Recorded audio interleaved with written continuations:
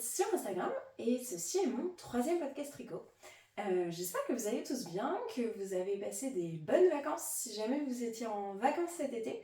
Si vous n'avez pas eu de vacances, j'espère que ça va bientôt arriver. Moi c'est dans une semaine déjà, donc j'ai hâte. Je suis pas revenue depuis fin juillet, puisqu'en août j'ai eu ma famille à la maison, donc on a fait plein d'autres choses que de tricoter. À vrai dire, j'ai pas beaucoup tricoté au mois d'août. Je pense que ça va se ressentir un peu dans mon podcast et dans mes tricots. Je pense qu'il va être un peu plus court et que j'aurai moins de choses à vous... Alors, de projets différents à vous présenter, non, mais d'avancer des projets, oui. Je pense que ça va être plus réduit que les autres fois. À vrai dire, je tourne un peu sans avoir trop préparé. J'avais pas prévu de tourner ce week-end, je pensais pas être disponible puisque j'avais un mariage. Mais j'ai réussi à me libérer un petit peu une après-midi pour pouvoir tourner rapidement. Sinon, vous auriez pas eu la vidéo avant un petit moment. Voilà. Avant que j'oublie tout ce que je vais pouvoir mentionner comme patron, je mettrai les liens sous la vidéo en barre de description. Normalement, je mets tous les liens de mes projets Ravelry qui sont à peu près à jour. Et vous pouvez retrouver comme ça les patrons, les laines, etc. si jamais je ne suis pas claire. Encore une fois, j'ai pas de retour caméra. Donc j'espère que quand je vous montre des choses, je vous les montre bien. J'en suis pas certaine. Cette fois j'ai un trépied, donc déjà mon téléphone ne va plus bouger, ce qui sera quand même plus sympa. Voilà. Pour la présentation, on est bon. Ensuite, on va passer au tricot terminé. Tricot terminé, j'en ai qu'un seul, c'est celui que je porte.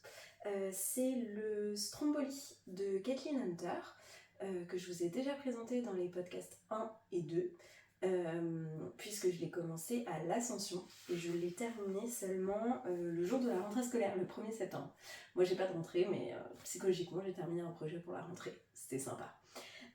Donc le Top Stromboli de Kathleen Hunter, c'est un patron qui est en français, qui est sur Ravelry, payant. Je l'ai tricoté avec ma copine Mathilde et ses aiguilles. Elle a terminé le sien il y a un petit moment déjà. Je pense qu'elle a bien terminé il y a 2 mois peut-être. Et moi, j'étais complètement à la traîne. Je l'ai tricoté, avant que j'oublie, le fil. C'est le 400 mètres pour 100 grammes en mérino d'Arles fingering de chez Laine Delphine et le coloris Colbert. Je suis pas sûre que vous le voyez très bien à l'écran. C'est un vert un peu turquoise qui tire sur le bleu. Souvent, par exemple, quand je le prends en photo, il paraît plus bleu que vert. Il est plutôt vert quand même. Voilà. C'est un patron qui se commence, donc si on fait la construction, c'est un patron qui se commence par le bas. On monte un certain nombre de mailles suivant sa taille. Moi, j'ai fait la taille 1. Ensuite, on fait un certain nombre de côtes, puis on va faire la dentelle. C'est uniquement une dentelle. Je pense que ça va faire un zoom de quelque chose. J'espère. Donc c'est de la dentelle et des fausses torsades en alternance régulière. Et vous faites un certain nombre de motifs avant de séparer le devant et le dos. Le patron à l'origine est assez crop, il fait 23 ou 24 cm sous emmanchure. Moi je savais que je ne le voulais pas aussi crop que ça, donc j'ai rajouté 2 motifs, ce qui était un peu risqué parce que j'ai vu des versions où les testeuses avaient, les personnes qui l'avaient tricoté avaient rajouté des motifs et parfois c'était très long. Au blocage ça se détendait beaucoup. Moi le mien ça va. Je pense qu'on est sur une bonne longueur, je dois avoir peut-être 27 ou 28 cm sous emmanchure, ce qui pour moi est pas mal pour un top. Pour un pull c'est un petit peu juste, mais pour un top c'est nickel. Donc j'ai rajouté 2 motifs, j'ai séparé le dos et le devant. Ensuite on tricote le dos tout droit et on doit faire... Non, on rabat les mailles à la fin. On rabat juste les mailles du col à la fin et on laisse les mailles des emmanchures en attente. Ensuite vous reprenez le devant, vous tricotez un certain nombre de motifs, vous rabattez des mailles pour l'encolure et vous faites le demi-devant puis l'autre demi-devant. Et vous rabattez, vous cousez ici avec un rabat à 3 aiguilles qui est très bien et qui est très propre. Enfin moi je trouve que ça fait très propre, vous voyez. d'un côté comme de l'autre. Je trouve ça pas mal. Et ensuite, on relève des mailles pour l'emmanchure. Je suis en train de réfléchir. Je crois qu'elle vous donne un rythme de mémoire pour relever les mailles, je suis plus sûre. Et on tricote ensuite les manches. Les manches, c'est uniquement le motif de fausse torsade. Voilà, je pense qu'on voit bien. Il n'y a pas le motif de dentelle en plus. Et moi, pour le coup, les manches, je les ai raccourcies. J'ai fait que la moitié des manches préconisées, puisque les manches d'origine, elles font, je crois, 15 cm de longueur. Et moi, je voulais pas du tout ça. Je voulais juste que ça me couvre un peu la partie plus forte de mon bras, de mon avant-bras, qui est un peu plus importante que le reste. Et pas plus quoi. Je voulais pas que ce soit trop long pour pas être gênée et puis pour que ça reste un t-shirt un peu d'été. Là aujourd'hui il doit faire peut-être 20-25 degrés. Il fait un peu moins de 25 degrés, je le porte, il n'y a aucun souci. Bon, là je reviens d'une balade donc j'ai peut-être l'air d'avoir un peu chaud. Mais sinon c'est pas mal. Au niveau du blocage, donc forcément ça se détend pas mal au blocage. Le mien c'est pas tant détendu que ça. Après, j'avais fait un échantillon, mais je pense qu'il n'était pas bon. Mais j'ai pas trop cherché à comprendre puisque la taille 1, c'était. Donc la taille que j'ai faite, c'est 112 cm de tour de poitrine, sachant que moi j'ai un tour de poitrine de 83-85. Donc j'étais quand même très très large, il aurait été très très ample. Et là, je savais que mon fil allait être un petit peu plus fin que le fil préconisé. Et que donc forcément mon top serait un peu moins large. En l'occurrence, j'ai pas énormément tiré dessus et il fait 92 cm, 92 cm de tour de poitrine. Donc on est bien, j'ai 20 cm en moins que le patron et moi je trouve que c'est suffisant. J'ai juste tiré un peu sur les manches, vous voyez j'ai un peu de marge au niveau des manches, je pense que ça se voit, parce que j'ai un haut de bras assez fort pour ma taille. Et du coup, je voulais être sûre de ne pas être serrée et de ne pas être gênée, parce que je trouve qu'il n'y a rien de pire qu'un haut de bras qui vous serre. Enfin, c'est très désagréable. Voilà. Dans le dos, pareil, hein, je vous ai pas montré, mais youp, je pense que vous voyez, c'est que de la dentelle. Voilà, voilà. C'est assez fluide et je suis hyper contente de ce tricot. J'ai mis un bon moment avant de le faire et avant de le terminer, mais je suis hyper contente et je crois que j'ai dû faire une erreur à un endroit qui se voit pas. J'ai une maille en droit à la place d'une maille en vert, mais c'est à peu près tout. Sinon, je me suis pas trop trompée et franchement, je l'ai trouvé bien expliqué. C'est en anglais, mais c'est bien expliqué. Par contre, vous n'avez pas de... les explications, enfin les dentelles et tout ça, c'est un diagramme et vous n'avez pas d'explication écrite. Donc il faut savoir suivre le diagramme, mais c'est quand même assez simple et c'est un motif qui se retient très bien et qui n'est pas compliqué du tout. Voilà. Je pense que c'est tout ce que j'avais à vous dire pour ce tricot terminé. On va passer aux encours. Les encours pour le coup j'en ai pas mal. Donc je vais commencer par un encours que vous connaissez qui est la Esther Jacket de Petite Knit, qui est un patron sur Ravelry encore, qui se tricote dans plusieurs langues, notamment le français. Moi je le tricote, les patrons de Petite Knit, je tricote la version française quand elle existe, et si jamais j'ai un doute au moment de tricoter, où je suis pas certaine d'une formulation ou autre, je vais chercher la version anglaise pour voir si c'est écrit de la même façon et si je comprends mieux. Mais sinon, de manière générale, je tricote plutôt le patron en français. Donc la Esther Jacket, je la tricote pas pour moi, je la tricote pour ma maman qui m'avait demandé un gilet à Noël, donc je lui ai offert un bon pour un gilet à Noël. On a choisi ensemble le patron parce qu'elle aime beaucoup le point de riz et on a choisi ensemble la laine et la couleur de la laine. Je vais vous montrer déjà l'échantillon une fois bloqué, ça donne ça. C'est pas mal du tout. Voilà. Au niveau de la Esther Jacket, donc, je vais vous la montrer. Ça rend pas hyper bien comme ça parce que c'est un peu tout tire-bouchonné. Mais ça rendra mieux une fois que ce sera bloqué. Je trouve que le tissu se rigidifie un petit peu au blocage. et il se lisse un peu. Je trouve que cette laine, la laine que j'utilise, que je vais vous dire après, elle est plus jolie après blocage qu'avant blocage. Voilà. Donc on va commencer déjà par le fil. Donc le fil c'est ça. Voilà. Et c'est de la Drops Népal dans le coloris 206 qui est un beige avoine un peu rosé. Moi je trouve qu'il y a une légère nuance de rose dedans. La Drops Népal, c'est un mélange 65% laine, 35% alpaga. Il y a 75 mètres pour 50 grammes, donc dans une pelote. Et c'est une laine qui se tricote de base en aiguille 5 et il se trouve que ce patron se tricote en aiguille 5. Petite Knit, elle le tricote avec un mélange de plusieurs fils.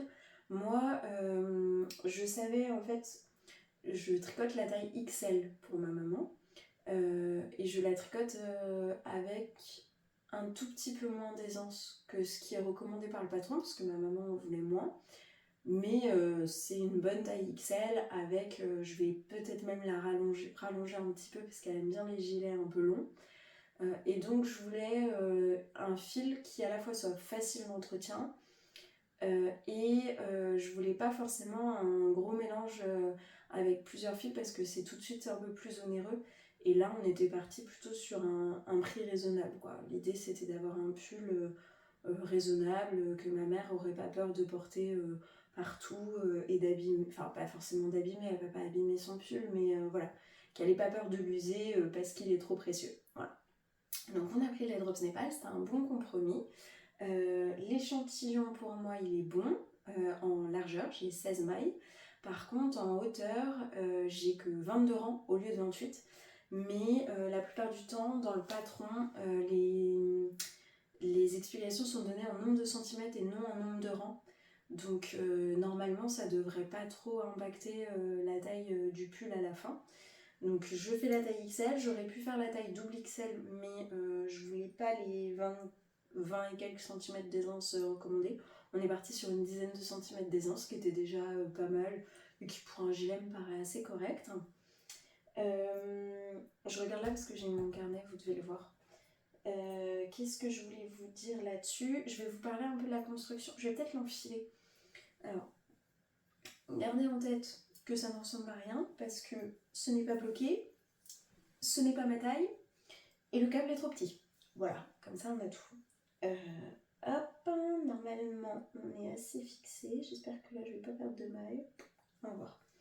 Ok, donc vous voyez déjà, pour vous montrer que j'ai pas du tout, vous voyez j'ai quand même tout ça en largeur. Donc ça c'est un pan. Et j'ai la même chose de l'autre côté, mais bon, bah, je suis un peu limitée par le câble. Hein. Je vous ai dit, je suis un peu à l'arrache. J'ai pas pensé à mettre un deuxième câble pour vous l'essayer et vous montrer la vraie longueur. Mais voilà. Donc c'est un gilet qui est manche tombante. Voilà. Les emmancheurs vont être un peu plus bas. En pointerie. Et donc, on commence la construction. Je vais peut-être l'enlever pour le coup pour vous montrer parce que c'est pas très pratique. Hop, ok. On commence la construction par ici. Ici, vous montez le nombre de mailles qui est recommandé par le patron. Et ensuite, vous suivez un diagramme qui va vous expliquer le début du dos. Et notamment, vous allez suivre en fait cette ligne-là. C'est la ligne de vos premières augmentations. Donc vous arrivez, vous faites toutes les premières augmentations ici. Et ensuite, vous allez continuer, je crois... Ouais, c'est ça. Vous continuez un certain nombre de centimètres tout droit et ensuite vous refaites des augmentations pour le bas de l'emmanchure. Voilà. Donc quand on s'est quitté la dernière fois, moi j'en étais au petit poisson qui est là. Je vous ai laissé le petit poisson pour que vous puissiez voir. Donc j'avais fait un bout du dos. J'avais fait la plus grosse partie du dos, mais j'avais pas tout fini.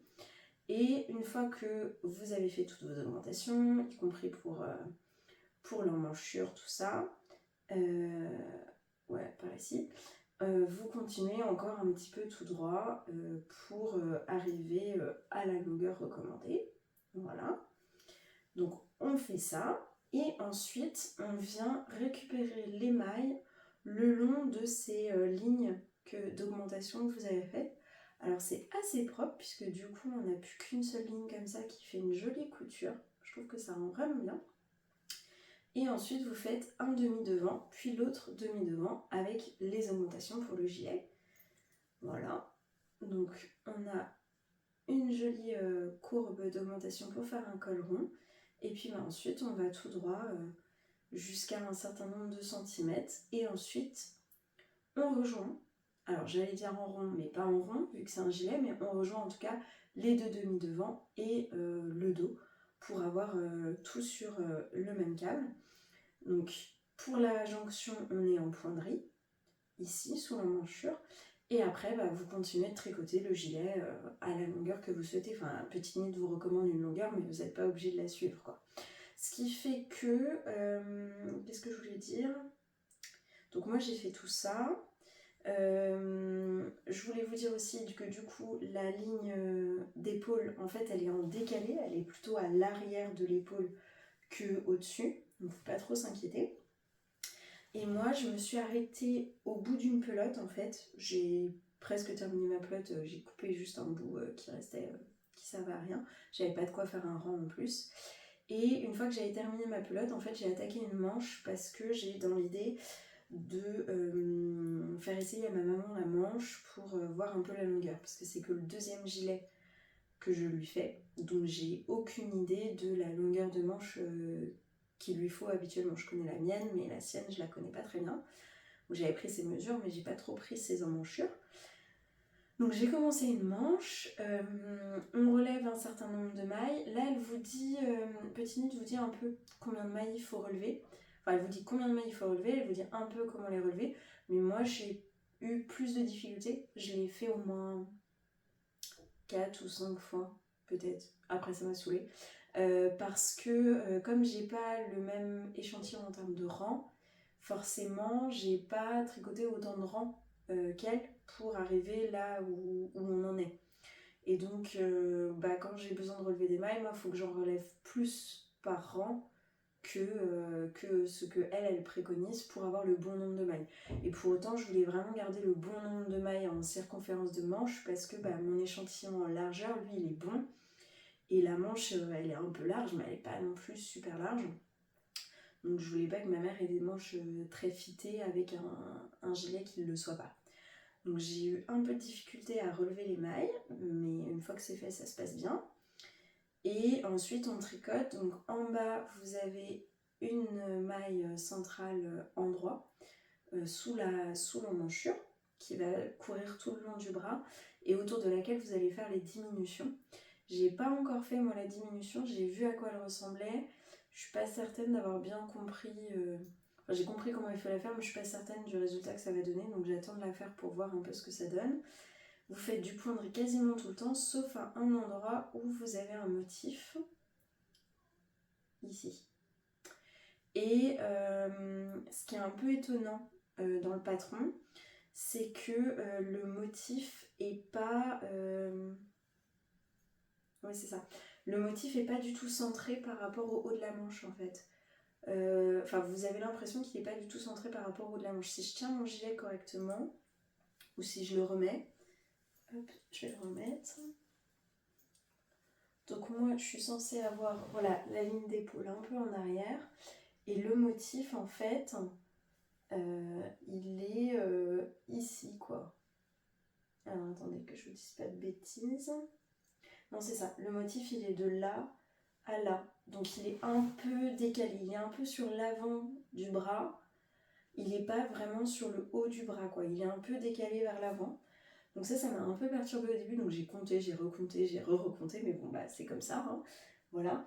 Et de même qu'au niveau du dos et du devant, vous avez donc deux lignes.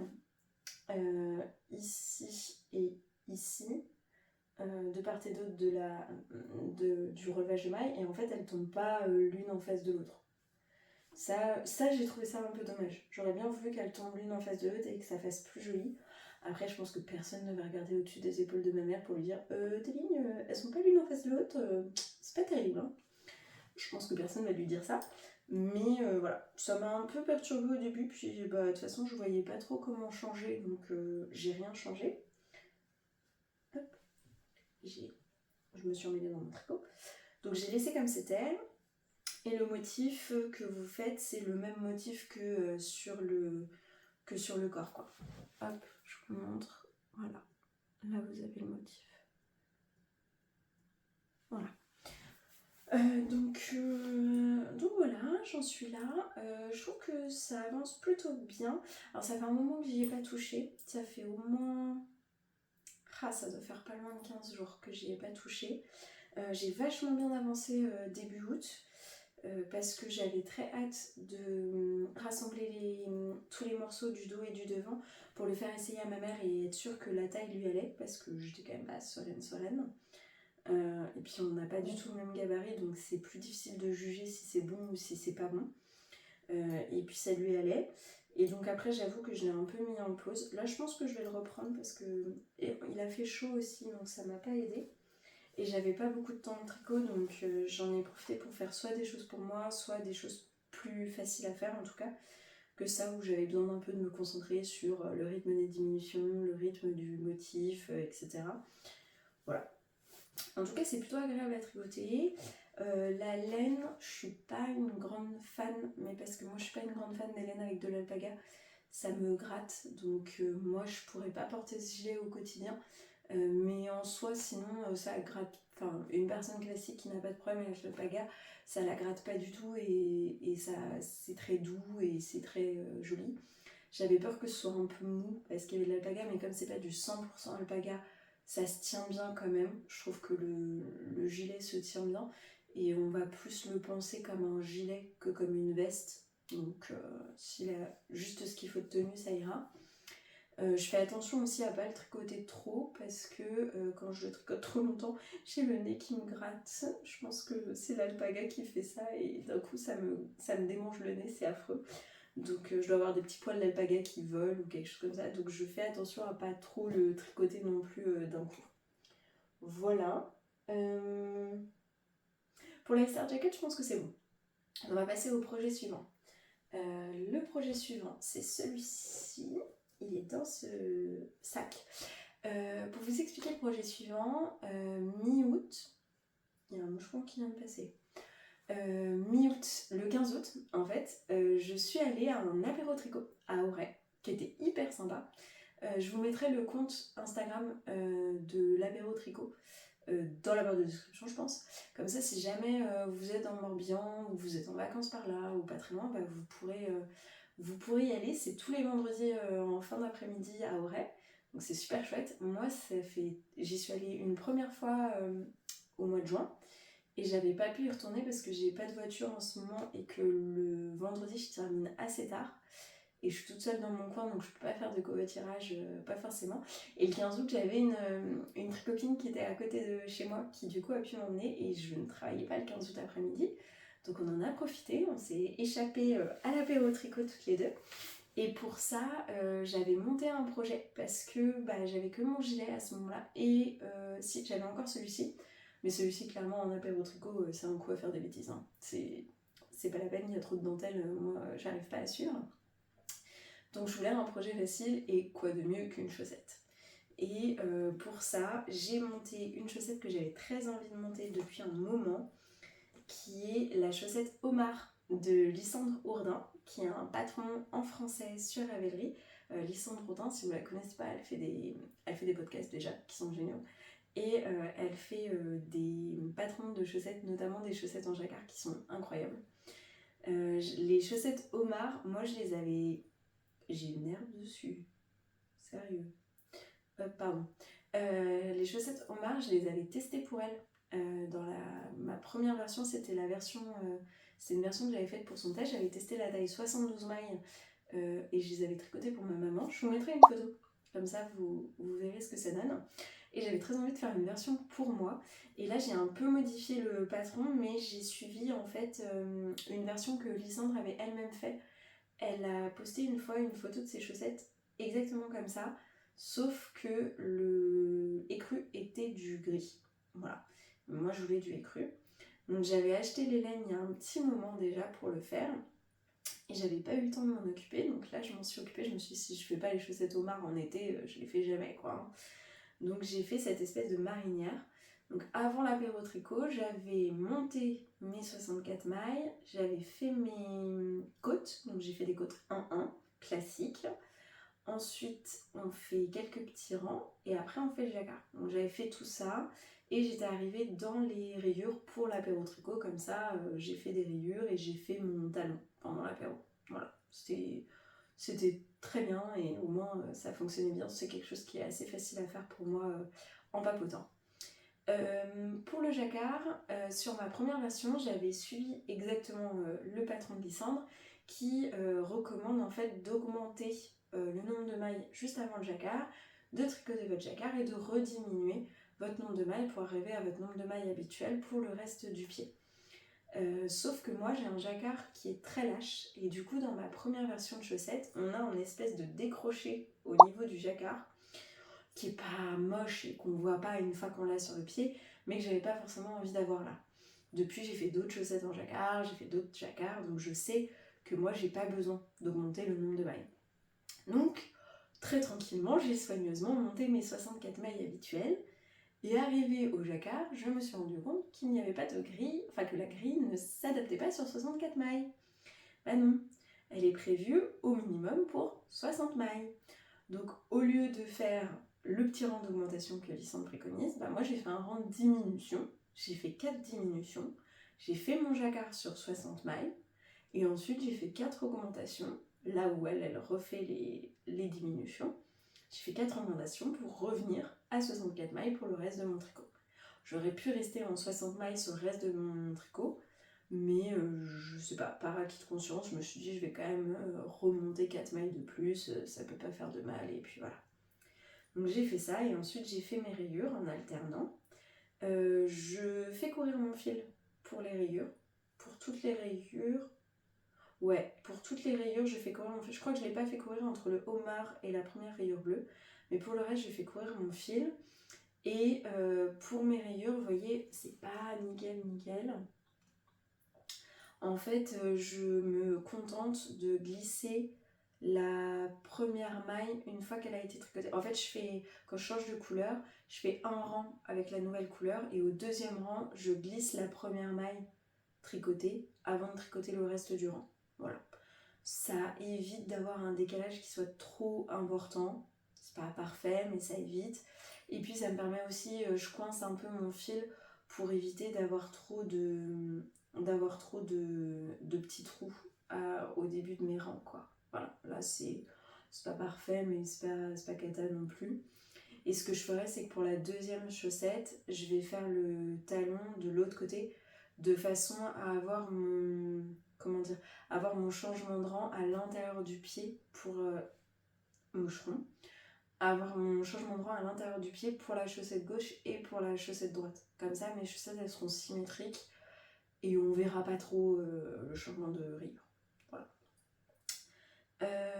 Qu'est-ce qu'il faut que je vous dise d'autre? J'ai fait le talon que Lysandre a préconisé. J'ai oublié 2 rangs parce que je suis une tête en l'air et que j'étais en train de papoter. Donc j'ai voulu faire mon talon après avoir fait 2 rangs de ma rayure. Donc je fais des rayures de 4 rangs. Et j'ai voulu faire mon talon au milieu de ma rayure de 4 rangs. Logiquement, 2 rangs, le talon, 2 rangs. Bah ouais, sauf que j'ai oublié ça quand j'ai compté le nombre de rangs ici. Et j'ai intégré les 2 rangs de ma rayure dans mon nombre de rangs du talon. Donc il me manque 2 rangs, mais c'est pas très grave. Après, j'ai quand même relevé mes 16 mailles en bidouillant un peu, de façon à avoir un gousset qui soit suffisamment large pour que je passe mon pied. Et normalement, il n'y a pas de souci. Je les ai pas encore essayés, mais normalement, il n'y a pas de souci. Voilà. Et je tricote, donc moi je tricote sur des mini circulaires qui font 2 mm et demi. Je trouve que mon tissu est peut-être un poil lâche, je pourrais passer en 2,25, mais j'ai toutes mes aiguilles à tricot de chaussettes en 2,5, donc ça m'embête un peu de passer en 2,25. Et ce sont des Xiaogu, donc celles qui ont le câble rouge. J'avais avant des des Adi Sakwander, avec une aiguille plus courte que l'autre, que je trouve très bien. Mais j'ai acheté celle-ci au Knit It l'année dernière pour tester, puis pour avoir une deuxième paire de mini circulaires d'aiguilles. Et finalement, à l'usage, je les préfère. Je les trouve plus sympas pour tricoter. Donc je tricote plus sur celle-là. Voilà, le petit marqueur, vous le connaissiez, c'est un marqueur de chez Lysandre, pour la chaussette de Lysandre, voilà, je sais pas si on voit bien. Et les fils, je vous ai pas parlé des fils. Alors les fils, hop, j'essaye de me dépatouiller. Les fils, c'est ceux-là, voilà. Oups, j'ai ma chaussette qui roule. Voilà, donc je pense que vous voyez bien les couleurs. C'est de la Jawol Silk de chez Langarn. Donc, ce qui est sympa avec la Jawol Silk, c'est que le fait qu'il y ait de la soie, ça donne une légère brillance que j'aimais bien. Je trouvais que les couleurs étaient vraiment jolies avec. J'aime beaucoup le marine notamment. Je le trouve très joli comme ça. Et par contre, dans ces pelotes-là, il n'y a pas la bobine de renfort. C'est que dans la Jawol classique qu'elle y est. Comme je m'en sers pas particulièrement pour mes chaussettes, ça m'a pas gêné. Alors j'ai les 3 étiquettes, par contre je ne sais plus qui est qui. Donc j'ai utilisé, déjà la Jawol Silk de Lang, c'est ça. Vous avez 55% de laine, 25% de polyamide et 20% de soie. Et donc j'ai utilisé les coloris 194, 139, hop, et 125. Voilà. Donc je ne sais plus qui est qui. Je crois que dans ma fiche Ravelry, j'ai essayé de retrouver par rapport aux autres projets, voir si on retrouvait les couleurs et du coup pour déterminer qui était qui, mais j'ai oublié. Voilà. Et est-ce que j'essaye ma chaussette? Je ne l'ai pas essayé. Ce serait peut-être bien. Mais c'est là que je vais faire une boulette et que je vais perdre des mailles, non? Ah ouais, c'est peut-être là que je vais faire une boulette. En plus, j'ai les fils qui tiennent. C'est digne d'une cascade, hein, je vous préviens.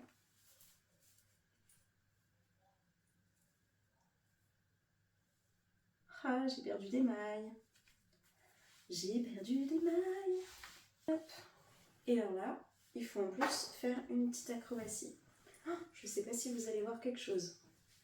Hop. En plus, je suis extrêmement souple. Donc voilà. Oh, c'est magnifique. Je sens que ça va être magnifique comme séquence. Hop. Bon, la bonne chose, c'est qu'elles me vont. Je passe mon pied dedans. La mauvaise, c'est que j'ai perdu des mailles. Voilà. Hop, c'est pas très grave.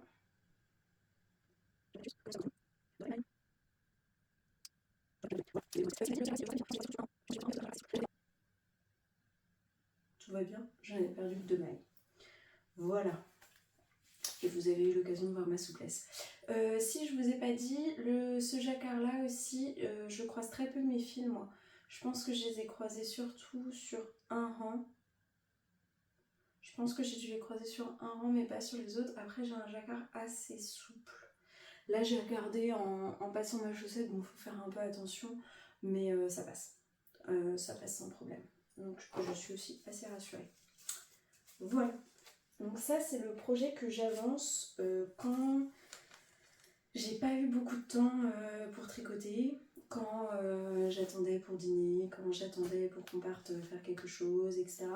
Et que j'avais mon projet pas loin, bah, je faisais un rang ou deux. Donc la chaussette n'a pas énormément avancé, mais elle a un peu avancé. Voilà. Et puis c'était sympa à tricoter à l'apéro. Voilà. Projet suivant. Projet suivant, c'est là que j'ai commencé à déconner. C'est là que j'ai terminé donc ce t-shirt là le 1er septembre. Le 1er septembre au soir, je montais un autre projet et le 3 septembre, je montais un deuxième projet. J'ai pas réussi à décider entre les deux et du coup, j'ai monté les deux. Et évidemment, ce sont 2 grosses pièces. Mais bon. Le premier que j'ai monté, c'est celui que j'avais prévu de monter, dont je vous avais montré l'échantillon, que j'ai perdu entre temps. Ouais, je sais pas où il est. L'échantillon, c'est le top Textured Rebecca de Marguenet, Marnier-Almunier, qui est un patron en français, d'une designeuse française. Donc il existe sur Ravelry. Et moi je l'avais gagné parce que Marianne, quand elle sort des nouveaux patrons, souvent, je sais pas si elle le fait à chaque fois, mais souvent, elle propose un jeu concours sur Instagram pour faire gagner son patron le jour de la sortie. Et donc moi j'avais participé pour celui-là, que je trouvais très beau, l'année dernière, et j'avais gagné un exemplaire de son patron, une copie de son patron. Je l'ai monté l'année dernière, j'ai tricoté jusque sous les emmanchures avec un premier fil, et je me suis rendu compte, après avoir tricoté tout ça, que le top était beaucoup trop grand. J'avais pris un fil qui est la Drops Belle, la Belle de Drops, qui est un fil végétal un peu déca, avec du lin et du coton. J'avais l'impression d'avoir le bon échantillon, j'avais les 22 mailles dans le point texturé. Enfin, j'avais fait l'échantillon en jersey et je m'étais dit ça doit être pareil, donc voilà. J'avais vu que le dos était un peu large, mais je m'étais dit bon, ça passe. J'avais un échantillon qui en hauteur était un peu plus long. J'avais besoin de moins de rang. Donc j'avais bidouillé le col en V pour éviter d'avoir un col en V trop plongeant et tout ça. Et puis je me suis rendue à l'évidence sous les emmanchures quand je l'ai essayé, c'était vraiment trop grand. Donc j'ai tout défait l'année dernière dans la foulée. Et je l'ai mis de côté, j'ai mis de côté le fil que j'ai pas retricoté pour l'instant. J'ai un top en tête, mais je l'ai pas fait pour l'instant. Et cette année, je suis allée à la fête de la laine de Malakoff. C'était au mois de mars ou avril. Mars. Donc au mois de mars, je suis allée à la fête de la laine de Malakoff et j'ai trouvé un fil. Alors normalement, Marianne, elle recommande un fil sport pour avoir les 22 mailles pour 10 cm en point texturé.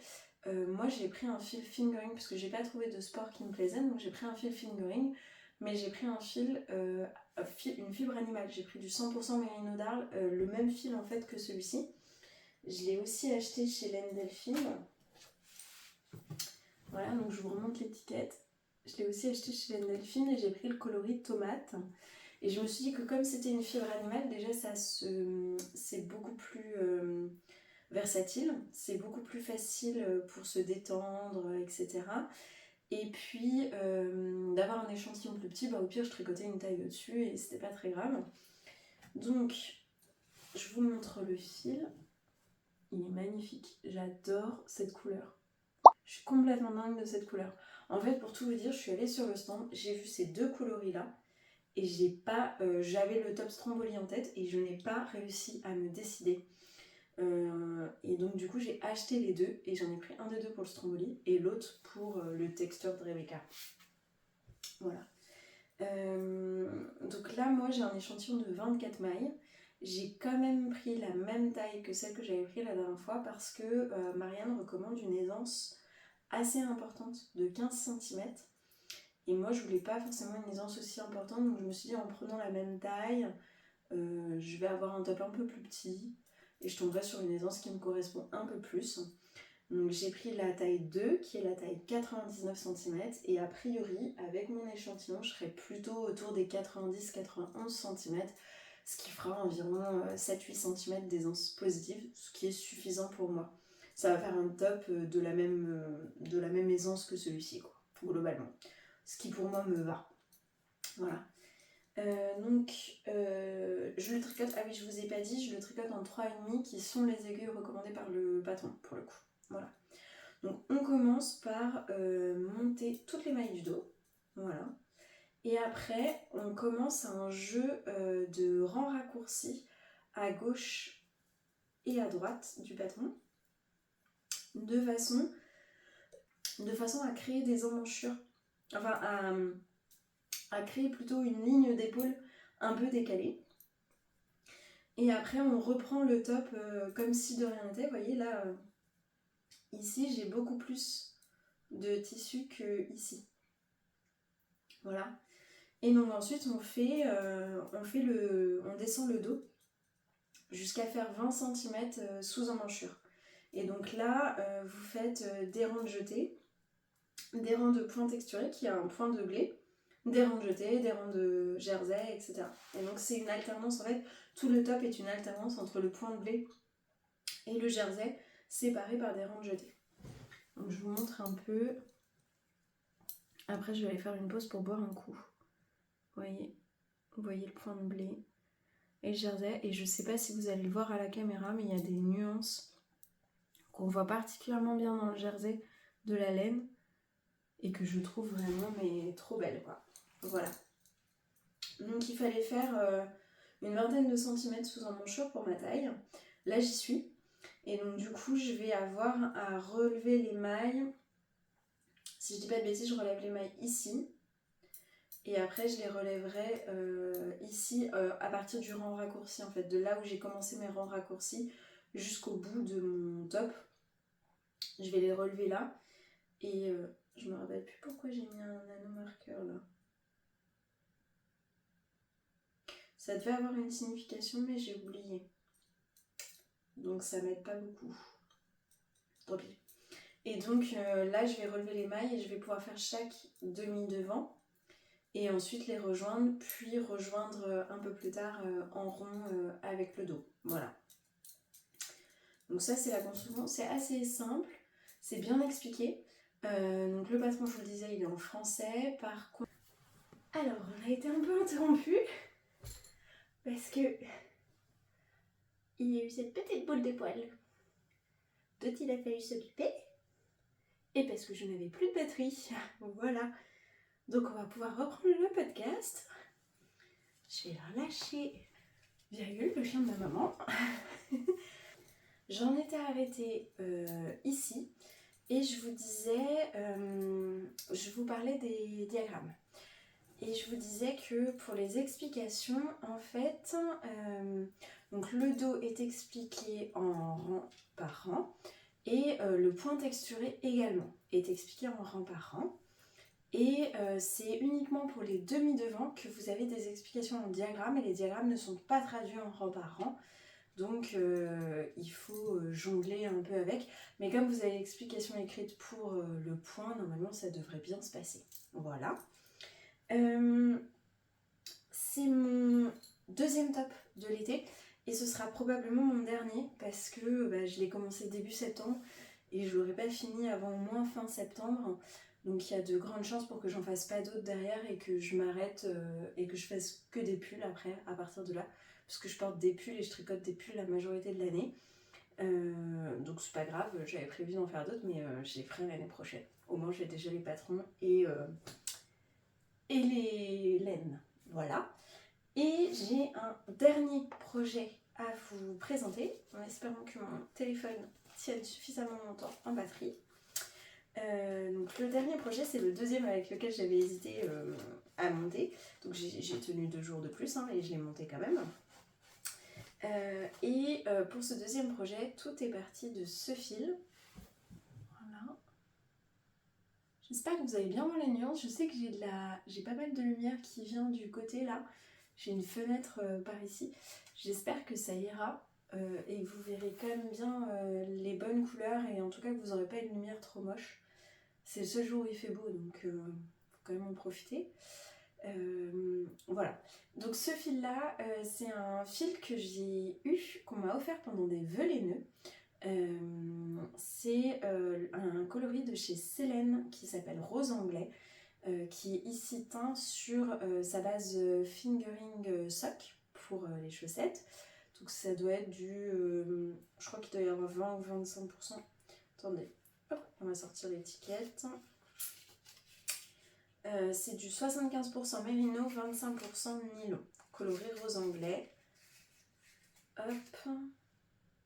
Je sais plus pourquoi j'ai mis un G dessus.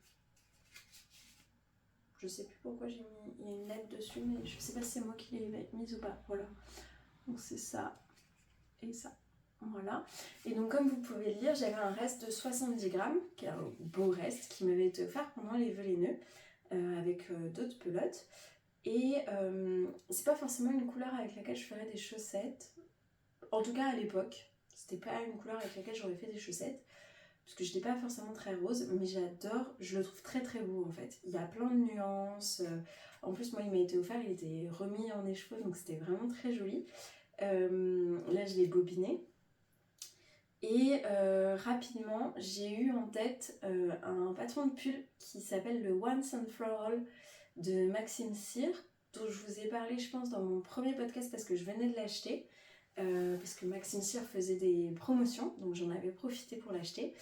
Et en fait, il y a quelques temps, Madame Bibiche, See You Later Knits, sur les réseaux sociaux, a fait un pull, a fait le Once and For All avec un coloris qui ressemble pas mal à celui-là.